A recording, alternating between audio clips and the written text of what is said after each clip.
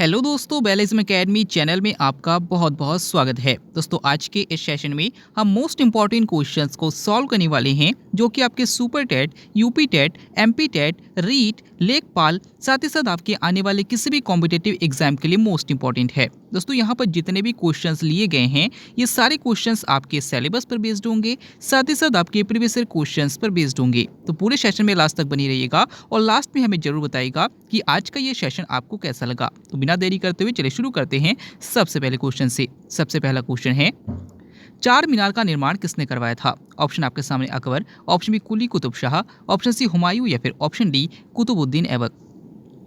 इसका सही आंसर हो जाएगा ऑप्शन बी कुली कुतुब शाह। तो याद रखिएगा कि चार मीनार हैदराबाद में है और इसका निर्माण कुली कुतुब शाह ने करवाया था। अगर आपसे पूछा जाता है कि अढ़ाई दिन का झोपड़े का निर्माण किसने करवाया था, तो याद रखिएगा कुतुबुद्दीन ऐबक ने करवाया था और अढ़ाई दिन का झोपड़ा जो है वो राजस्थान में है। अगला क्वेश्चन, कविराज किस शासक को कहा जाता है? ऑप्शन आपके सामने Akbar, option B Chanakya, option C Chandragupta या फिर ऑप्शन डी समुद्रगुप्त। इसका सही आंसर हो जाएगा ऑप्शन डी समुद्रगुप्त। तो याद रखिएगा कि समुद्रगुप्त को ही भारत का नेपोलियन कहा जाता है और इन्हीं को कविराज भी कहा जाता है। अगला क्वेश्चन, गांधी जी दक्षिण अफ्रीका कितने साल रहे? ऑप्शन आपके सामने 18 साल, ऑप्शन बी 15 साल, ऑप्शन सी 21 साल या फिर ऑप्शन डी 26 साल। इसका सही आंसर हो जाएगा ऑप्शन सी 21 साल। तो याद रखिएगा कि गांधी जी 21 साल बाद साउथ अफ्रीका से भारत 9 जनवरी 1915 को लौटे थे, इसीलिए 9 जनवरी को ही हम प्रवासी भारतीय दिवस के रूप में मनाते हैं। अगला क्वेश्चन, पांचवा वेद किसे कहा जाता है? ऑप्शन आपके सामने रामायण, ऑप्शन बी उपनिषद, ऑप्शन सी महाभारत या फिर ऑप्शन डी शिलापेदिकारम। इसका सही आंसर हो जाएगा ऑप्शन सी महाभारत। तो याद रखिएगा कि महाभारत को ही पांचवा वेद कहा जाता है। अगर आपसे पूछा जाता है कि रामायण के रचनाकार कौन है, याद रखिएगा महर्षि वाल्मीकि है। याद रखिएगा कि रामायण को आदि काव्य कहा जाता है और महर्षि वाल्मीकि जो है इनको आदि कवि कहा जाता है। अगला क्वेश्चन, अष्टांगिक मार्ग का संबंध किस धर्म से है? ऑप्शन आपके सामने बौद्ध, ऑप्शन बी जैन, ऑप्शन सी पारसी या फिर ऑप्शन डी यहूदी। इसका सही आंसर हो जाएगा ऑप्शन ए बौद्ध। दोस्तों, याद रखिएगा कि अष्टांगिक मार्ग का संबंध जो है वो बौद्ध धर्म से है। याद रखिएगा कि अष्टांगिक मार्ग में ये कहा गया था कि दुनिया में बहुत सारी बुराइयां हैं और इनको दूर करने के लिए इस अष्टांगिक मार्ग का उपयोग किया जा सकता है और इससे इन बुराइयों को खत्म किया जा सकता है। अगला क्वेश्चन, मामा भांजा मंदिर कहाँ स्थित है? ऑप्शन आपके सामने Ajmer, option B Rourkela, option C Barsur या फिर ऑप्शन डी भागलपुर। इसका सही आंसर हो जाएगा ऑप्शन सी बारसूर। याद रखिएगा कि जो मामा भांजा मंदिर स्थित है ये छत्तीसगढ़ के बारसूर नामक स्थान पर स्थित है। अगला क्वेश्चन, महाभारत का प्रारंभिक नाम क्या था? ऑप्शन आपके सामने कल्पसूत्र, ऑप्शन बी जय संहिता, ऑप्शन सी युगवाणी या फिर ऑप्शन डी भरत संहिता। इसका सही आंसर हो जाएगा ऑप्शन बी जय संहिता। याद रखिएगा कि महाभारत का प्रारंभिक नाम जो था वो जय संहिता था। अगर आपसे पूछा जाता है कि कल्पसूत्र के रचनाकार कौन है, तो याद रखिएगा भद्रबाहु है और इसका संबंध जैन धर्म से है। अगर आपसे पूछा जाता है कि युगवाणी किसकी रचना है, तो याद रखिएगा सुमित्रा नंदन पंत की रचना है। अगला क्वेश्चन, टॉप स्लिप किस राष्ट्रीय उद्यान को कहा जाता है? ऑप्शन आपके सामने है जिम कॉर्बेट राष्ट्रीय उद्यान, ऑप्शन बी मानस राष्ट्रीय उद्यान, ऑप्शन सी सरिस्का राष्ट्रीय उद्यान या फिर ऑप्शन डी इंदिरा गांधी राष्ट्रीय उद्यान। इसका सही आंसर हो जाएगा ऑप्शन डी इंदिरा गांधी राष्ट्रीय उद्यान। तो याद रखिएगा कि इंदिरा गांधी राष्ट्रीय उद्यान को ही टॉप स्लिप के नाम से जाना जाता है। अगर आपसे पूछा जाता है कि जिम कॉर्बेट राष्ट्रीय उद्यान कहाँ पर है, तो याद रखिएगा उत्तराखंड में है, मानस राष्ट्रीय उद्यान असम में है और सरिस्का राष्ट्रीय उद्यान राजस्थान में है। अगला क्वेश्चन, किस मिट्टी में न्यूनतम उर्वरक की आवश्यकता होती है? ऑप्शन आपके सामने काली मिट्टी, ऑप्शन बी जलोढ़ मिट्टी, ऑप्शन सी लाल मिट्टी या फिर ऑप्शन डी लेटराइट मिट्टी। इसका सही आंसर हो जाएगा ऑप्शन बी जलोढ़ मिट्टी। तो याद रखिएगा कि जलोढ़ मिट्टी में ही न्यूनतम उर्वरक की आवश्यकता होती है। अगर आपसे पूछा जाता है कि किस मिट्टी में कपास की खेती सबसे अच्छी होती है, तो याद रखिएगा काली मिट्टी में होती है। और अगर आपसे पूछा जाता है कि स्वतः क्रव मिट्टी या फिर स्वतः जुताई वाली मिट्टी किसे कहा जाता है, तो याद रखिएगा काली मिट्टी को ही कहा जाता है। अगला क्वेश्चन, मानसून किस भाषा का शब्द है? ऑप्शन आपके सामने फारसी, ऑप्शन बी पुर्तगाली, ऑप्शन सी अरबी या फिर ऑप्शन डी जापानी। इसका सही आंसर हो जाएगा ऑप्शन सी अरबी। तो याद रखिएगा कि जो मानसून शब्द है ये अरबी भाषा का शब्द है। कुछ दिन पहले ही मैंने आपको बताया था कि जो मौसम शब्द है ये भी एक अरबी भाषा का शब्द है और जो सुनामी शब्द है ये जापानी भाषा का शब्द है। अगला क्वेश्चन, गंगा के मैदान की पुरानी कछाड़ी मिट्टी को क्या कहा जाता है? ऑप्शन आपके सामने बांगर, ऑप्शन बी भावर, ऑप्शन सी खादर या फिर ऑप्शन डी इनमें से कोई नहीं। इसका सही आंसर हो जाएगा ऑप्शन ए बांगर। तो याद रखिएगा कि गंगा के मैदान के पुरानी कछारी मिट्टी को बांगर कहा जाता है और नई कछारी मिट्टी को खादर कहा जाता है। अगला क्वेश्चन, तमिलनाडु व आंध्र प्रदेश के तट का क्या नाम है? ऑप्शन आपके सामने कोंकण तट, ऑप्शन बी मालाबार तट, ऑप्शन सी केरला तट या फिर ऑप्शन डी कोरोमंडल तट। इसका सही आंसर हो जाएगा ऑप्शन डी कोरोमंडल तट। दोस्तों अगर तमिलनाडु और आंध्र प्रदेश को देखा जाए तो यहाँ पर आपको तमिलनाडु मिलेगा और यहाँ पर आपको आंध्र प्रदेश मिलेगा और ये जो तट है इसको कोरोमंडल तट कहा जाता है। अगला क्वेश्चन, किस राज्य के जाड़े में वर्षा होती है, यानी कि किस राज्य में जाड़े में भी वर्षा होती है? ऑप्शन आपके सामने Assam, option B Meghalaya, option C Kerala या फिर ऑप्शन डी तमिलनाडु। इसका सही आंसर हो जाएगा ऑप्शन डी तमिलनाडु। तो याद रखिएगा कि तमिलनाडु दक्षिण भारत का एक ऐसा राज्य है जहां पर जाड़े में भी वर्षा होती है। अगला क्वेश्चन, संविधान का संरक्षक किसे कहा जाता है? ऑप्शन आपके सामने राष्ट्रपति, ऑप्शन बी न्यायपालिका, ऑप्शन सी प्रधानमंत्री या फिर ऑप्शन डी महान्यायवादी।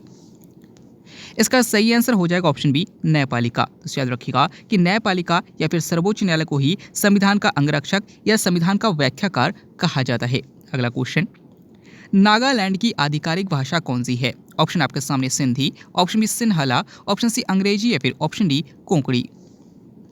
इसका सही आंसर हो जाएगा ऑप्शन सी अंग्रेजी। तो याद रखिएगा कि नागालैंड की जो आधिकारिक भाषा है वो अंग्रेजी है। अगर आपसे पूछा जाता है कि गोवा की आधिकारिक भाषा कौन सी है तो याद रखिएगा कोंकणी है। नेक्स्ट क्वेश्चन है, किन दो ग्रहों को सहोदर भाई कहा जाता है? ऑप्शन आपके सामने है बुध और शुक्र, ऑप्शन बी अरुण और वरुण, ऑप्शन सी पृथ्वी और शुक्र या फिर ऑप्शन डी पृथ्वी और मंगल। इसका सही आंसर हो जाएगा ऑप्शन बी अरुण और वरुण। तो याद रखिएगा कि अरुण और वरुण दो ऐसे ग्रह हैं जिनको सहोदर भाई कहा जाता है। याद रखिएगा कि अरुण ग्रह को लेटा हुआ ग्रह कहा जाता है और वरुण ग्रह को हरा ग्रह कहा जाता है। अगला क्वेश्चन, भारत के चौथे राष्ट्रपति कौन थे? ऑप्शन आपके सामने है Zakir Hussain, option B Y Reddy, option C BV Giri या फिर ऑप्शन डी ज्ञानी जैल सिंह। इसका सही आंसर हो जाएगा ऑप्शन सी बीवी गिरी। तो याद रखिएगा कि कभी कभी आपके एग्जाम में राष्ट्रपति और उनका क्रम भी पूछा जाता है। याद रखिएगा कि भारत के पहले राष्ट्रपति डॉक्टर राजेंद्र प्रसाद थे और उस हिसाब से अगर देखा जाए तो भारत के जो चौथे राष्ट्रपति थे वो बीवी गिरी थे। अगला क्वेश्चन, किस प्रादेशिक प्रदेश को आलस्य का प्रदेश कहा जाता है? ऑप्शन आपके सामने मानसून प्रदेश, ऑप्शन बी विषुवतीय प्रदेश, ऑप्शन सी पर्णपाती प्रदेश या फिर ऑप्शन डी इनमें कोई नहीं।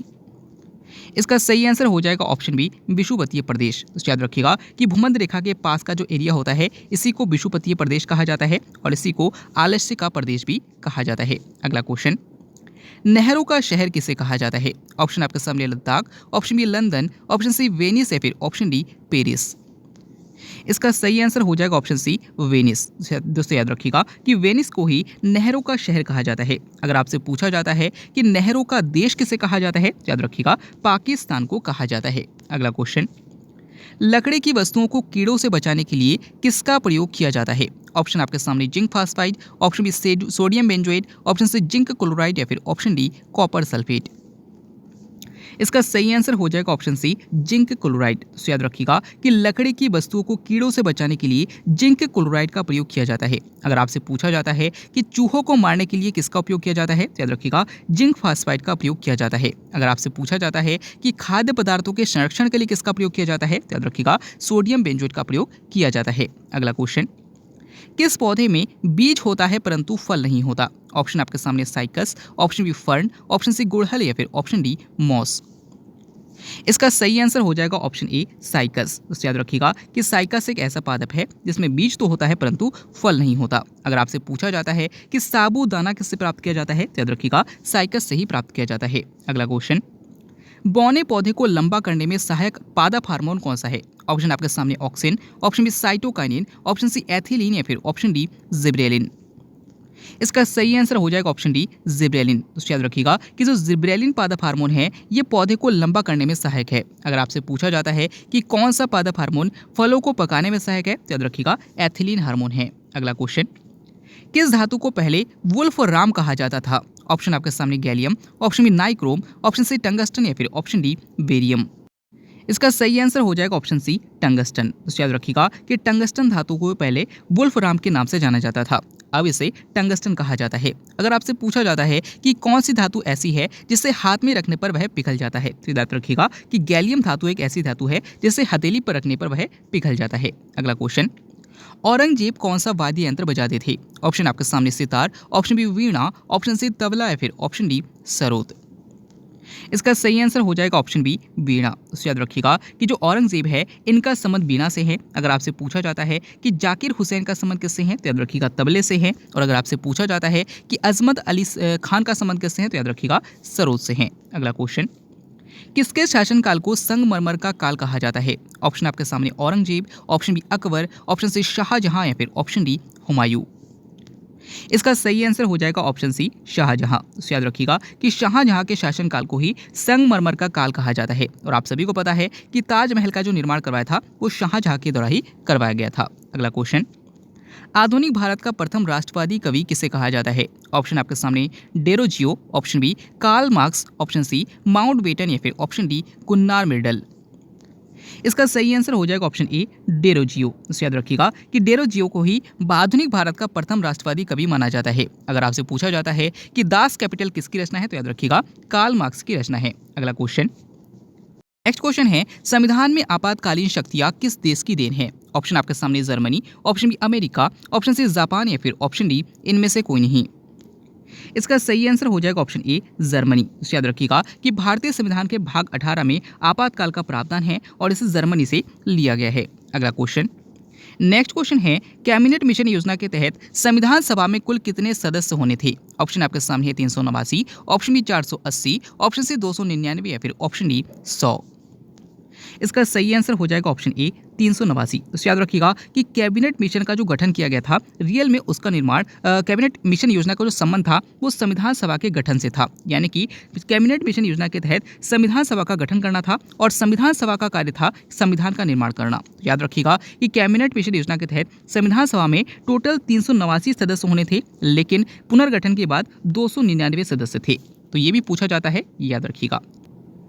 नेक्स्ट क्वेश्चन है, कौन सा अखबार एनी बेसेंट द्वारा निकाला गया था? ऑप्शन आपके सामने Maratha, option B Udant Martand, option C Saraswati या फिर ऑप्शन डी कॉमनवेल्थ। दोस्तों इस क्वेश्चन का आंसर आपको कमेंट बॉक्स में बताना है। अगर आप इस वीडियो को ऑडियो फॉर्मेट में सुनना चाहते हैं तो वीडियो के डिस्क्रिप्शन में खबरी एप्लीकेशन का लिंक दिया गया है, वहां से हमें खबरी एप्लीकेशन में ज्वाइन कर सकते हैं और इस वीडियो को ऑडियो फॉर्मेट में सुन सकते हैं।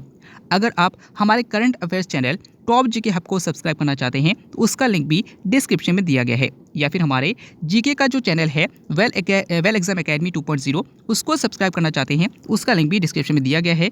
वीडियो अच्छा लगा तो वीडियो को लाइक कीजिएगा, चैनल को सब्सक्राइब कीजिएगा। मिलते हैं अगले वीडियो में, तब तक के लिए जय हिंद, जय भारत।